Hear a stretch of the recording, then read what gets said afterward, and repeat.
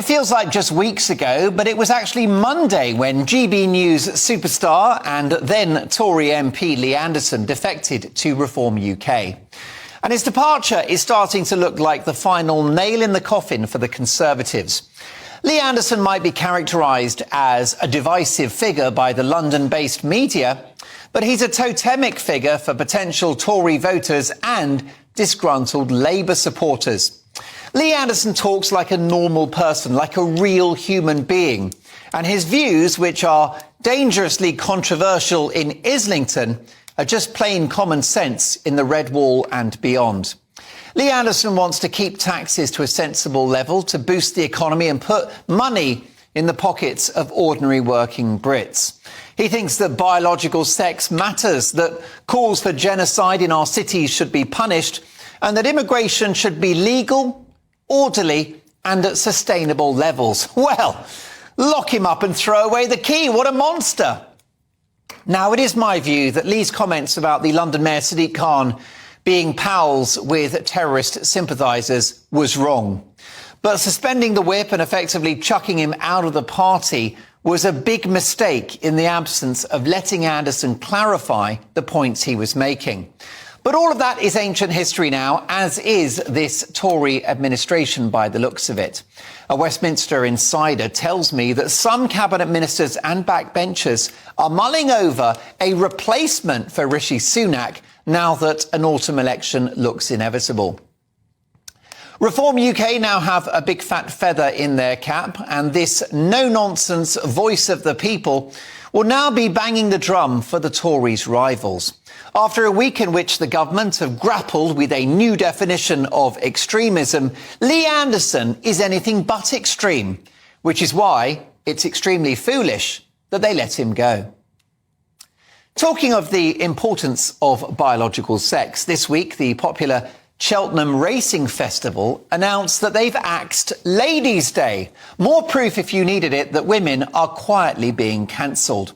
Meanwhile, a famous women's-only outdoor pond in North London has voted to allow trans women in to bathe. Biological men are winning female beauty contests and Women of the Year awards. They're breaking records in women's sport and are being banged up in women's jails. Can the ladies not just have one day in the year when they can wear a posh frock at the races? How much of this is about caving in to trans extremists? Well, you tell me. But we've got good news on that front. Extreme trans ideology, which says that men are women and vice versa, and which does the trans community no favours whatsoever when they deserve love and respect, well, this whole extreme movement is in retreat. NHS England have now banned the prescribing of puberty blockers to children. These pills stopped their bodies developing, and it's extraordinary that that was ever allowed. Meanwhile, our erstwhile former Prime Minister, Liz Truss, who identifies as a woman that was Prime Minister for 44 days, today wanted to present a bill to Parliament called the Health and Equality Act, which reasserts the legal status of biological sex and effectively stops biological men from entering women-only spaces and participating in women's sport. Now, the Equalities Minister, Kemi Badenoch, is warm on the idea, and former Home Secretary Suella Braverman backs it all the way. So guess which party played parliamentary games this afternoon to make sure the debate didn't happen and therefore put the kibosh on this sensible plan? You guessed it, the Labour Party, led by none other than Sir Keir Starmer, a man who struggles to define what a woman is, even though he's married to one.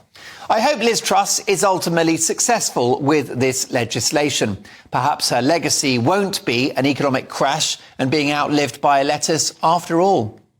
And last but not least, crisis on a Friday. McDonald's have had trouble selling their burgers due to a nationwide IT failure. Starving Brits are furious. They're all milk shaken up. It's fillet, no fish. The IT department are nuggets. What a McFlurry they've made of this. Yes, they've had their chips. Bosses are too chicken to do anything about it, effectively telling their customers to burger off. They've made an unhappy meal of it. Ronald McDonald is now having a worse week than Rishi Sunak. It's been a bun fight for the world's biggest restaurant chain. And let me tell you, I'm not loving it. Nina and I are off to Burger King. And that was my Friday Big Opinion.